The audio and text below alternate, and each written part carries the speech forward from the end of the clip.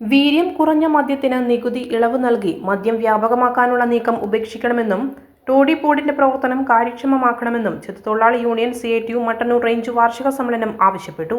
Mattannur lions ഹാളിൽ നടന്ന സമ്മേളനം CPM ജില്ലാ സെക്രട്ടേറിയറ്റ് അംഗം P. പുരുഷോത്തമൻ ഉദ്ഘാടനം ചെയ്തു.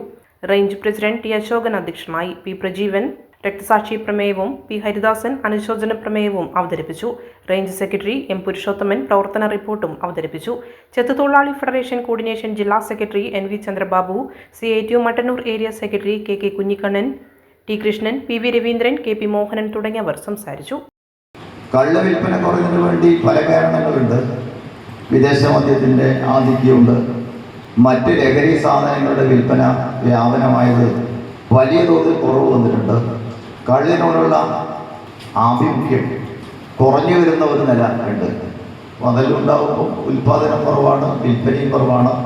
പുതിയ തൊഴിലാളികൾ കടന്നു വരാൻ വേണ്ടി താല്പര്യം കാണിക്കുന്നില്ല എന്നതുൾപ്പെടെയുള്ളത് ഗൗരവകരമായ പ്രശ്നമാണ്. ഇത്തരം ഒരു സാഹചര്യത്തിൽ ഈ വ്യവസായത്തെ നിലനിർത്താൻ വേണ്ടി, ഈ വ്യവസായത്തെ പ്രോത്സാഹിപ്പിക്കാൻ വേണ്ടി ഗവൺമെന്റ് തലത്തിൽ എന്തെല്ലാം കാര്യങ്ങൾ ചെയ്യാൻ വേണ്ടി പറ്റും എന്നുള്ളത് ഗൗരവകരമായി ചർച്ച ചെയ്യേണ്ട ഒരു കാലഘട്ടത്തിലാണ് നമ്മുടെ ഈ സമ്മേളനം.